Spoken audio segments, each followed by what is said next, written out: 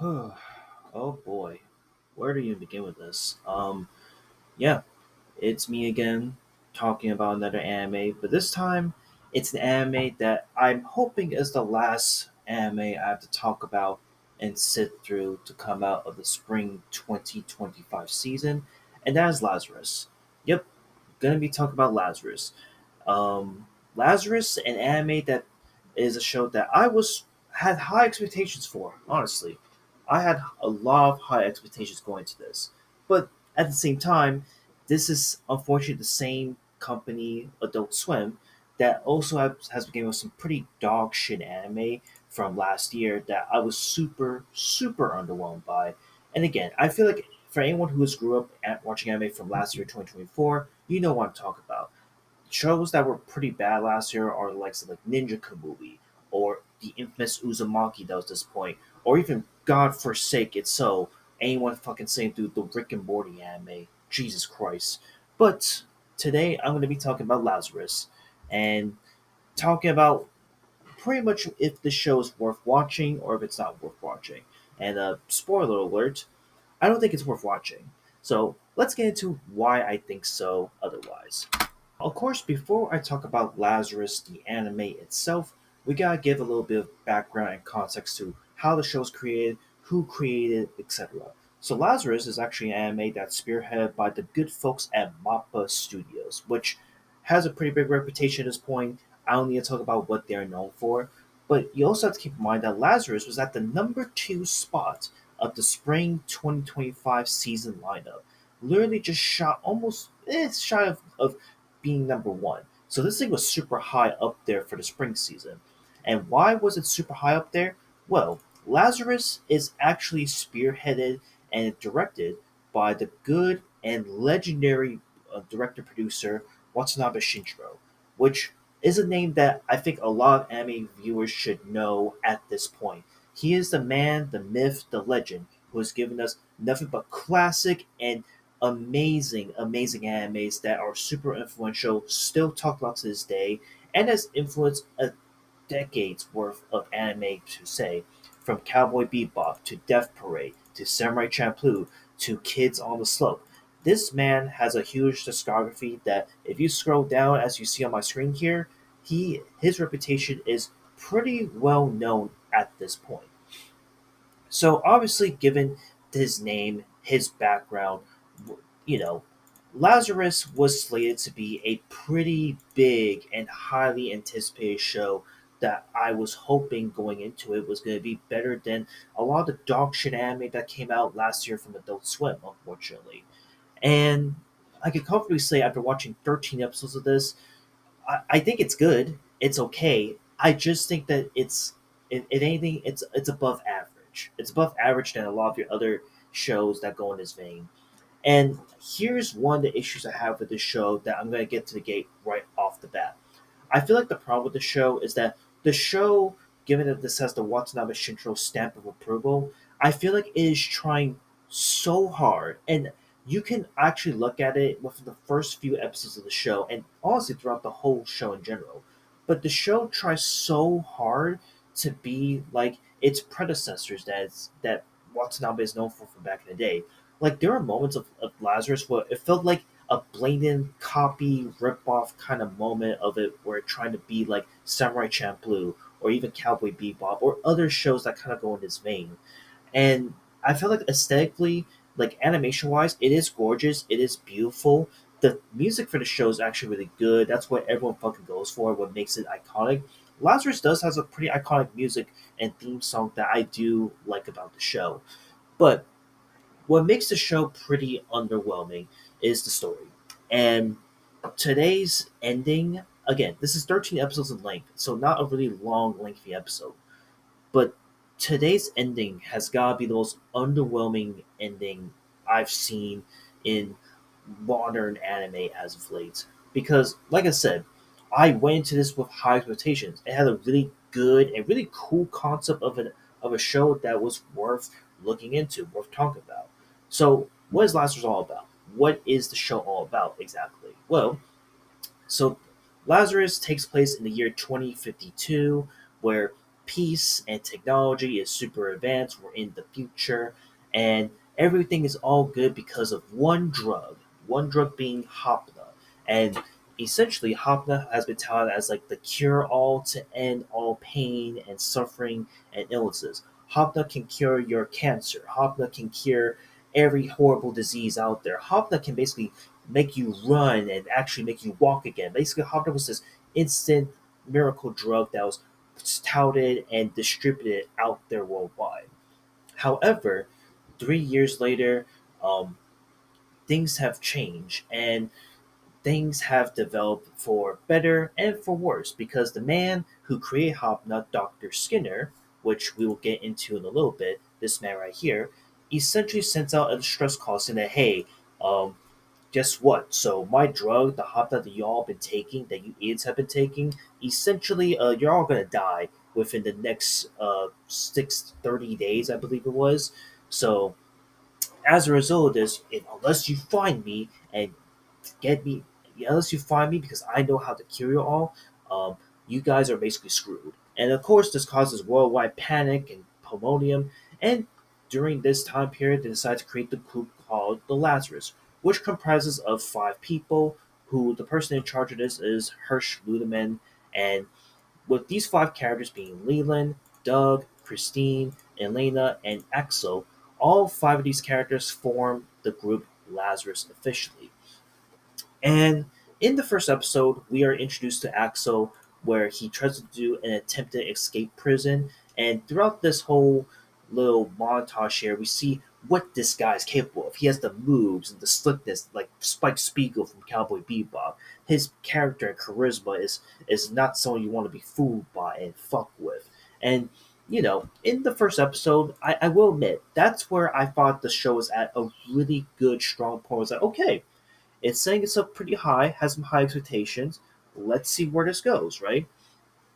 And I gotta say that like once we got to like episodes 2 through 4, 5, I think that's where I felt like the momentum of the show at one point was like, okay, we're going up with this momentum, but nothing's happening. What's going on here? Like, it felt like we were in the same momentum space over and over again. While simultaneously, it didn't felt like it was going to be. It wasn't fleshed out enough to the point where um, it felt really underwhelming by the end of it all. Which I'll get into the ending at the very end of this. So again, throughout these 12 episodes, specifically these 12 episodes, we have these characters go through these trials and tribulations, trying to solve puzzles left and right, researching, hacking, fighting all sorts of bad guys just to get information of where Dr. Skinner's at. Because at the end of the day, this group was formed to capture Dr. Skinner and get them to tell him how to cure people who took Topna. And um, throughout these 5 episodes, throughout these 12 episodes, we get to see glimpses of certain characters and where they originally came from, their past, etc. From where Axel's origins were from, to knowing a little bit of Elena, how she's like this amazing, crazy hacker, skilled kind of girl, where we see her go from like this person who was part of like a cult to where now she's like a hacker that gets to do whatever the hell she wants, to Christine, who pretty much is actually an ex spy member and at one point fully transitioned because she was originally a guy and all this other stuff, to Doug, where I'm not gonna lie, I don't think we got much more info about Doug's background than we could. And then we have Leland, where essentially we just know that this dude is just rich. That's all there is to it. But again, the characters in this show are pretty underwhelming. Like their backgrounds, like where they originally came from, why they were part of Lazarus in the first place, is still pretty underwhelming for the most part. Again, I will commend that I like Christine's character a lot because seeing where Christine and hearing where she came from was really nice. It was like a little two-part episode midway through. I also liked Axel's little backstory, how he's kind of like in the forefront of the Lazarus team and the conspiracy of the Hopna itself. Um, Even Hirsch, to an extent, like Hirsch to the very end, never really had much of a spotlight. But I will say, like during the final moments of the show, we do get to see her shine a little bit and actually get a bit of a standout moment.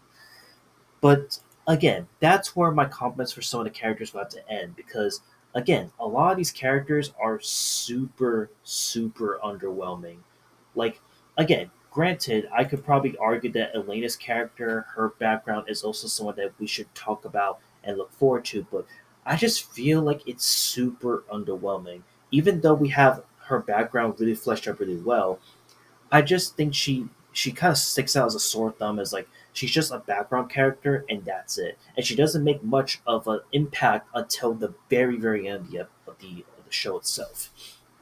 Leland, who kind of is like the brains of the operation, but is also rich in disguise, he also does make contributions throughout the whole show, but I feel like it's not much of an impactful moment per se. And finally, I guess Doug. Doug has got to be one of my favorite character designs of the show, but is written so underwhelmingly. Like, man, I really wish we had more of Doug, honestly, because Doug had so much potential to be really great, but instead, he's just like this really cool character that you can just root for and say, oh yeah, that's a cool character. I like Doug. That's it. Like, what the fuck? There's not much to really elaborate about him outside the fact that he's just this. He has a cool character design, and that's it. Like maybe there was something to be said about him. I don't fucking know. But either way, his background as to what got Doug in Lazarus at this point is probably just forgettable. And if anything, I just forgot what the fuck his character and why he's part of it is in the first place because it just goes to show they made his character super underwhelming. And that's sadly the theme of the show is that there's a lot of underwhelming moments in the show that just makes you wonder why was this even created in the first place? Because if anything, I felt like this show could have lasted, honestly, realistically, for like 24 episodes.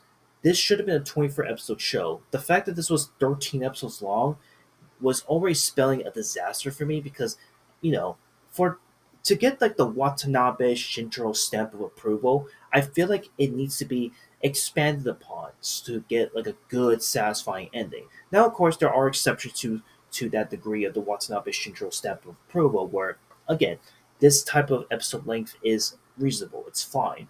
But in the case of Lazarus, I wish this was like 12 more episodes in length to expand upon it to give more context. Maybe even do like a bit of side quest moments because throughout this whole series, it felt like we were rushing the plot for the sake of rushing the plot because they had such a limited time window of how many episodes can go out. And it's such a shame because I really think that it had something going for it, but it never really took off. Case in point, the 12th episode and today's episode, the final episode, was super underwhelming, and it felt like it was they were rushing and expositioning the fuck out of everything for the sake of just making sure they conclude this show. From the introduction of an assassin to finally get to know where Skinner's location is, and then all of a sudden, every character that we've come across from past episodes, we're starting to work with them now, even though they were like fucking annoying at one point, or they were like the villains and shit. Like it was so weird how they just expose the whole fucking thing, and it just ends up being such an underwhelming mess of a show in general. And then the ending. So again, big spoilers, as I'm going to talk about the ending because it's wrapped up. So the ending of the show is basically, they find Dr. Skinner. He was at the homeless camp this whole fucking time. And what pretty much happens is that in these final moments of Dr. Skinner's life, he essentially was able to write up the cure for Hopla despite the fact that he is completely blind for some reason. I don't know how that works. I guess this dude must have practiced Braille before before he got blind. But either way, um, they found Dr. Skinner, found the cure, and then Dr. Skinner explains why all this happened, why this whole thing started in the first place. Because you would think that for someone that started this whole shtick, you would understand their intentions and why they did it. His reasoning is probably the most underwhelming reasoning as to why he started this whole shit in the first place. Basically, if you remember an earlier episode where Dr. Scarum was stopped at an airport. He had a luggage, and then the guy shot the luggage, which caused gas to fill up the airport and shit. That's basically the inspiration to why he's like, yeah. So after that incident, I couldn't take it anymore. I didn't want to I didn't want to be here. I didn't want to do that. Seeing everyone die under my own Hopna creation, it was terrible. But then, in the twist of fate, you know, I see five people survived it. And that day, coincidentally, Axel, Elena, Christine, Doug, and Leland were all in the same fucking location where the gas was spread, and you five were the only five that were unique enough to tolerate the Hopna sickness. And it's like, what the fuck? That is the most underwhelming shit ever. And even if you did find these five, how the fuck did you link all five of them to making the Lazarus in the first place? That is so fucking underwhelming. And keep in mind, when they were showing this fucking scene in the final episode, they were fucking kids. Like Axel, Elena, Christine, Doug, Leland, they were all fucking kids or teenagers at one point. So it's like, what the fuck? How could you keep track of them and realize like, oh yeah, these were the people that survived my gas explosion from that airport. So I now have a chance to just say, screw that, fuck the world up, and just make people find me so that I can cure them as my last sense of justice or some shit. It's so fucking underwhelming. Like, what the fuck? Like, that's not really a plot twist at all. That's more of an underwhelming twist. Like, look, I get it that it's really cool that we get to finally see why all five of these guys were chosen for a reason, but it feels super underwhelming by the end of it all. So, overall, oh yeah, and then I guess if we're gonna go to the roll credits moment of the final episode, it ends in the most typical fashion possible, where the world's at peace. All five of our characters are now living the freedom of being alive, doing what they want to do. Again, I'm not gonna spoil that part at least because why not? It's just roll credits and moment. But again, to go from where it started to the journey to the end here, it's super underwhelming of a show. So yeah, this was undoubtedly one of the most disappointing shows to come out of not only this year but just the spring season in general. And again, it was super high up there on the spring season. So the fact that it had a really cool premise, has really good animation, really good music to back it up, and some characters that at one point I did like, and then it comes up with this shitty fucking ending that just feels like it's so dumbed down and has been talked about numerous times. It's so underwhelming, so underwhelming. So yeah, Lazarus, while it's definitely not as dog shit as the Rick and Morty anime, it's not as disappointing, like super disappointing as Uzumaki or Nichikamui. This is definitely down there as like the bomb barrel disappointing animes to come out of the year and of the Adult Swim anime catalog so far. So yeah, I will say that right now this is just super underwhelming, really disappointing to say the least. Um, Again, there are some strong qualities about it that I like, that I do adore, but it is just that the show is super underwhelming. The ending is so dissatisfying, and I cannot really say much else about it. So yeah, unfortunately, I gotta give this thing a decent four. It's it can't even go at least a 5 out of 10. It's just like a 4 out of 10. Super underwhelming, super disappointing. It's clearly trying to be like its predecessors from back in the day with Cowboy Bebop, Samurai Champloo, etc., and it fails to do that on all fronts. So yeah, is Lazarus worth watching in general? After hearing my rant about everything, no, it's not. This is just gonna leave you disappointed, more or less.